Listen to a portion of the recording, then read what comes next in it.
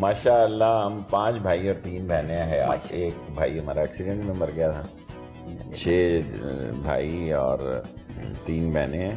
سب married بچے ماشاءاللہ. سب فارغ ہیں. آپ کے اوپر پریشر کبھی بہنوں کا نہیں آیا, بھائیوں کا نہیں آیا کہ بس کر دیں؟ آپ یہ نہیں کہہ سکتی کہ کوئی مجھ پہ اثر انداز ہو جاتا. سوائے ماں کے بعد مجھے کبھی کسی نے نہیں کہا کہ شادی کرنی ہے. کیوں نہیں؟ ایسا عشق ہو جس نے اس کے بعد کہا کہ بس اب لائف میں کوئی وہ نہیں ملا تو اب لائف میں کچھ نہیں. اتنا بھی میں بے وقوف نہیں تھا کہ ایک ہی عشق پہ ساری زندگی گزار دیتا کھنڈے کے ساتھ لگ کے.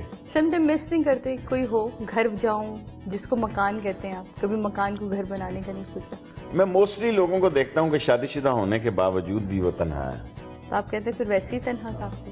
میں موسٹلی لوگوں کو دیکھتا ہوں کہ بچوں کی وجہ سے کٹے ہیں.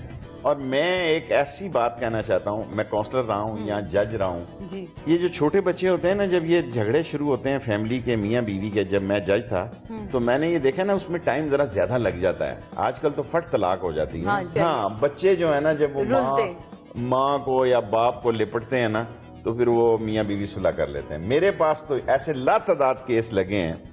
سو اس لیے میں سارے لائرز کو کہتا ہوں, آپ بڑے فخر سے یہ کہتے ہیں کہ آپ نے بڑا کمال کیا ہے. I as a Sheikh Rashid سے کہ اس میں تھوڑا کشن ہونا چاہیے.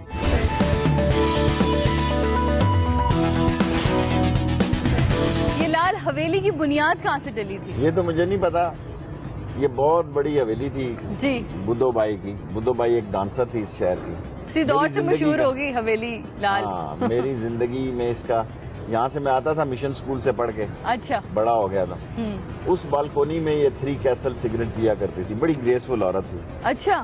اس شہر میں 3 گریسفل عورتیں تھیں. تینوں کی آپ فوٹیج کریں. ایک اماں جی تھی, ایک ادھر. تینوں کے گھروں کو تالا, دونوں کو, ایک کا میں نے گھر کھلا رکھا ہوا ہے. وہ اس شہر کی 3 حسین عورتیں تھیں, 3 صاحب حیثیت تھیں. اس کے پاس اس وقت گاڑی تھی جس وقت پنڈی میں کسی کے پاس ٹانگا بھی نہیں تھا.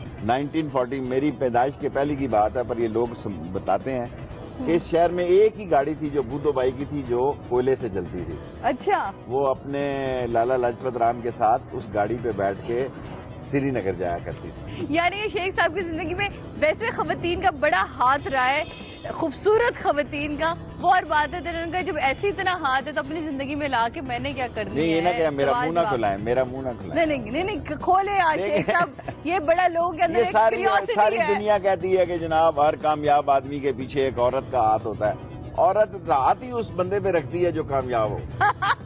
بعد میں کہتی ہے دیکھا میں آئی تو کس طرح اس کے آنگن میں خوشیاں آ گئی. یہ بھوکا ننگا تھا اور اس کا کوئی تھا ہی نہیں. یہ میری وجہ سے اس پہ باہر آ گئی. بالکل. آج کا اکنامیکل اینیمل جو ہے وہ اپنا انٹرسٹ واچ کرتا ہے. میں کئی دفعہ چھوٹا تھا, یہاں کوئی اٹھنی چونی گلی میں مل جاتی تھی. آج مجھے کسی پاگل نے کپڑے پھاڑ کے گلی میں نہیں پھینک. یہاں پاگل رہتے ہیں 2-3, ابھی آئے گا کپڑے پھاڑ کے بھی گھر کی طرف پھینکے گا. ابھی آئے گا, ابھی اس کو شوٹ کریں, کپڑے پھاڑے گا نا اپنے گھر کی طرف پھینکے گا. یہ نہیں کہ لال ویلی کی طرف پھینک دے گا.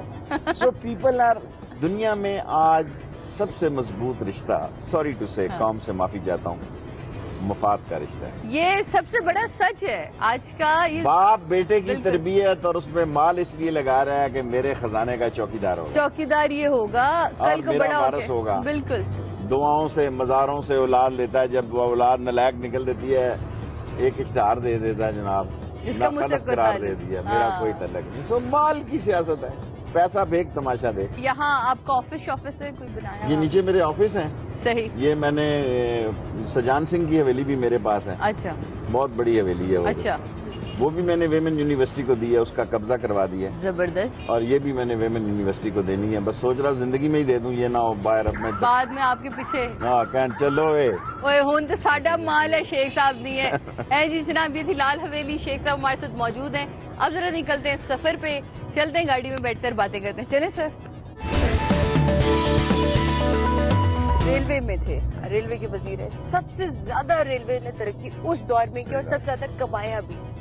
کیا ریزن تھا کہ اس سے پہلے نہیں کمایا, اور اب کیا ریزن آپ کو دکھتا ہے کہ اس کے بعد ریلوے تو بالکل تباہی کی طرف سے؟ مجھے ایک سمجھدار آدمی تھا, ریٹائر بندہ تھا, اس نے مجھے ریلوے کہا کہ شیخ صاحب یہ پرانے انجنوں کو ویلڈ کر کے نا آپ مال گاڑیوں پہ لگا دو اور وہاں سے انجن نکال دو سارے.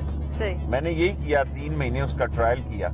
دنیا کی تاریخ میں یہ پہلا ملک پاکستان تھا اور جس کا اردو میڈیم منسٹر تھا کہ میں نے ریلوے کے انجنوں کو ویلڈ کر کے 2 چلا دیے بالکل. اور وہاں سے انجن نکال کے 24 نئی ٹرینیں چلائی. انہوں نے 24 بند کر دی. دیکھیں نا, مسئلہ یہ نہیں ہے, یہ گورنمنٹ, اگر آپ میٹرو 50 ارب روپے کی یہ بنا رہے ہیں کہ ہم غریب کو سہولت پہنچانے چاہتے ہیں, تو یہ نارووال, شکر گڑھ, وزیر آباد جہاں بسیں نہیں چلتی, کاندلیاں والا بیچارے صبح دودھ لے کے آتے ہیں, ان کی ٹرینیں, کراچی تک کی ٹرینیں. بہرحال میں یہ کہہ سکتا ہوں کہ انشاءاللہ اگر یہ چائنا کوریڈور مکمل ہو گیا, اور ضرور ہوگا اور ہونا چاہیے انشاءاللہ, تو پاکستان کی ریلوے بہتر ہو جائے گی. اس دفعہ کا دور نواز شریف صاحب کا اور اس کی ٹیم جو ہے, میں سمجھتا ہوں انہوں نے ذمہ داری کا مظاہرہ نہیں کیا, اور ان پر انگلیاں اٹھ رہی ہیں. اور یہ پر ان کو فکر بھی نہیں ہے, وہ تو 2018 بھی خود کو دیکھ رہے ہیں, اس لیے کہ اپوزیشن ملی ہوئی ہے ان سے, -1 عمران خان کے, باقی سب اس کی جیب میں ہیں. ان کے مسئلے ہیں, ان کی فائلیں ہیں. جب کوئی جاتا ہے ملاقات کرنے وزیر اعظم یا شہباز شریف سے, وہ ایک آدھی فائل ٹھیک ہو جاتی ہے, وہ ان کے ساتھ ہو جاتی ہے. نا مولانا فضل الرحمان اتنا شریعت بل پہ بول رہے ہیں, بھائی تو اپوزیشن میں آگے بول دے وزارت سے استعفیٰ. صحیح. یوں بھی ہیں اور یوں بھی ہیں, یہ کیسے ممکن؟ آپ کے لیے کہا جاتا ہے بڑا کہ پہلے آپ رہے نون لیگ کا حصہ, پھر آپ نے مشرف صاحب کے دور میں بڑا ان کا ساتھ دیا, پھر پی ٹی آئی کے دور میں آپ نے عمران خان صاحب کا دور دیا, ساتھ دیا, پھر آپ کی اپنی ایک جماعت بھی ہے. کیا وجہ ہے کہ ہر بار جب بھی آپ کو کوئی اقتدار میں نظر آتا ہے تو آپ اس کے ساتھ ہو جاتے ہیں؟ یہ سارے لوگ پیداواری ساری قیادت فوجیوں کی ہے. میں اس سے پہلے وزیر رہ چکا تھا. آپ تو نون لیگ کا صدر, تب میں زیادہ نواز کا دور شریف تھا. سے پہلے انڈیپینڈنٹ ایم این اے تھا. جی ریکارڈ کو درست کرے سارے لوگ, اللہ سبحانہ تعالیٰ کی مدد سے میں انڈیپینڈنٹ نواز شریف کو 85 میں شکست دے کے منتخب ہوا. جی بالکل. تو پھر میں نے یقیناً جوائن کیا نواز شریف صاحب کو, پھر میں انڈیپینڈنٹ منتخب ہوا جب میں نے مشرف کا ساتھ دیا. صحیح. میں کوئی اللہ معافی دے کوئی پیپلز پارٹی کے ٹکٹ سے منتخب ہو کے یا نواز شریف کے ٹکٹ سے منتخب ہو کے مشرف کے ساتھ نہیں گیا. کون سی ایسی چیز تھی جس نے آپ کو ایڈمائر کیا کہ نہیں مجھے اس پارٹی کا حصہ یا ان کا حصہ بننا چاہیے؟ 2 باتیں تھیں, یا ایک لمبی قید کاٹنے کے بعد پھر میں ایک لڑائی لڑتا مشرف کے ساتھ. صحیح. اور جیل جاتا. جس کے لیے میں جیل جاتا وہ خود سعودی عرب جا چکا تھا, محل میں رہ رہا تھا. ٹھیک ہے. تو میں نے کہا میں جیل میں رہوں وہ محل میں رہے تو مناسب نہیں ہے, اس لیے میں اپنے گھر میں رہوں وہ بے شک محل میں رہے. سو آئی ڈیسائیڈڈ ٹو جوائن. اور میں اس پہ شرمندہ نہیں ہوں. ہر آدمی نے کہا ہم شرمندہ ہیں, ہم معافی مانگتے ہیں. نہ میں پی ٹی آئی میں شامل ہوا, نہ ہو رہا ہوں, بالکل, نہ میرا شامل ہونے کا کوئی ارادہ ہے. میں نے اپنی جماعت بنائی, مجھے خیال تھا کہ میڈیا اتنا طاقتور ہے, میرے پاس وسائل نہیں, میں اپنی جماعت کو بہت پھیلا سکتا ہوں.